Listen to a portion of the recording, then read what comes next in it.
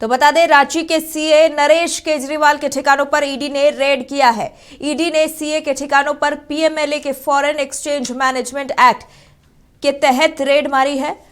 झारखंड में ईडी द्वारा फेमा के तहत की जाने वाली ये पहली छापेमारी है। नरेश केजरीवाल और उनके पारिवारिक सदस्यों के रांची, मुंबई और सूरत के कुल 15 ठिकानों पर छापेमारी हो रही है।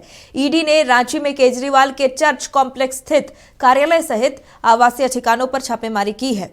वहीं रांची के पंचवटी प्लाजा में भी ईडी की छापेमारी चल रही है। पंचवटी प्लाजा के देविका कंस्ट्रक्शन एंड डेवलपर के दफ्तर में ईडी की छापेमारी चल रही है।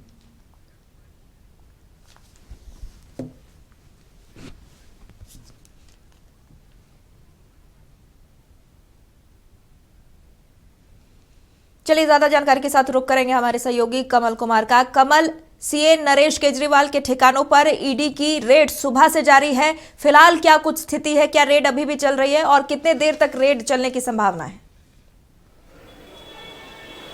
बिल्कुल, देखिए, सुबह 6 बजे से ही ये छापेमारी शुरू हुई है और जो जानकारियां हैं उसके तहत ईडी 15 ठिकानों पर छापेमारी कर रही है। राजधानी रांची समेत जो सूरत और मुंबई के जो नरेश केजरीवाल सीए हैं उनके जुड़े लोगों के ठिकाने पर छापेमारी चल रही है।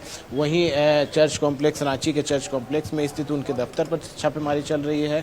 इसके साथ साथ पंचवटी प्लाजा में Devika construction and developers Pvt limited के दफ्तर में भी छापेमारी चल रही है। तो कहीं ना कहीं ये जो फेमा है, फॉरेन एक्सचेंज मैनेजमेंट एक्ट के उल्लंघन के तहत जो निवेश किए गए हैं और जो उसके तहत जो गड़बड़ियां की गई हैं उसके इनपुट्स मिलने के आधार पर ईडी ये कार्रवाई कर रही है। फिलहाल ईडी की जो टीम है वो सभी जगह पर बनी हुई है। सुबह 6 बजे एक साथ यहाँ पर छापेमारी शुरू की गई है और सभी ठिकानों पर 4 से 5 ऑफिसर मौजूद हैं जो लगातार जो ऑफिस है उनके वहाँ स्थित कागजों को खंगाल रहे हैं, फाइलों को खंगाला जा रहा है। इससे पहले भी आयकर विभाग की ओर से, इनकम टैक्स की ओर से छापेमारी की गई थी जिस पे कई जानकारियां मिली थी, विदेशों में निवेश की जानकारियां मिली थी, जिसके बाद ये आगे की कार्रवाई ईडी के तरफ से की जा रही है। कहीं ना कहीं ये माना जा सकता है कि ईडी इस पूरे मामले को गंभीरता से लेते हुए आगे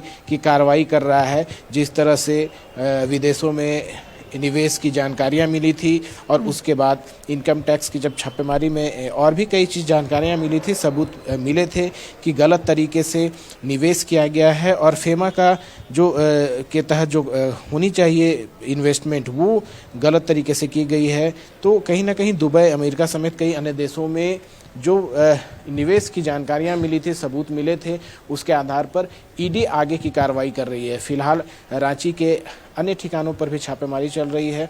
जो नरेश केजरीवाल से जुड़े लोग हैं, उनके जो करीबी हैं, उनके रिश्तेदार हैं, उन तमाम लोगों के घरों पर एक साथ से, उनके ठिकानों पर एक साथ सुबह 6 बजे से ईडी की टीम पहुंची है और सभी ठिकानों पर दो कह सकते हैं 2 यूनिट जो ईडी की होती है, 5 से 6 लोग रहते हैं एक यूनिट में, वो वहां पर पहुंची है और लगातार फाइलों को खंगाला जा रहा है ताकि जो उन्हें इनपुट्स मिले हैं उसका खुलासा हो सके। आगे भी जो उसमें शामिल होंगे उस चेन में, इस जो foreign management exchange management act है उसके उल्लंघन में जो लोग जुड़े होंगे उसके खिलाफ भी कार्रवाई होगी। जो अब तक सबूत मिले थे उसके आधार पर बिल्कुल कमल, कुल 15 ठिकाने हैं जहां छापेमारी चल रही है। पारिवारिक सदस्यों के यहाँ भी छापेमारी चल रही है रांची, मुंबई और सूरत में। अभी तक क्या कुछ दस्तावेज हाथ लग पाए हैं?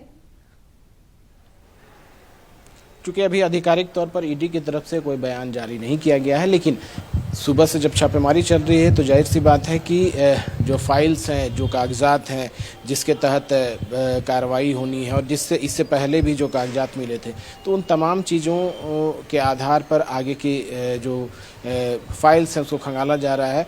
और ईडी को उम्मीद है कि जो पहले इनपुट्स मिले थे उसके आधार पर इस बार के छापेमारे में भी जो अहम दस्तावेज बरामद हो सकते हैं जिसमें ये साफ हो सके कि गलत तरीके से निवेश किया गया है, विदेशों में निवेश किया गया है, फॉरेन एक्सचेंज मैनेजमेंट एक्ट का उल्लंघन किया गया है। इन तमाम चीज़ों को खंगाला जा रहा है।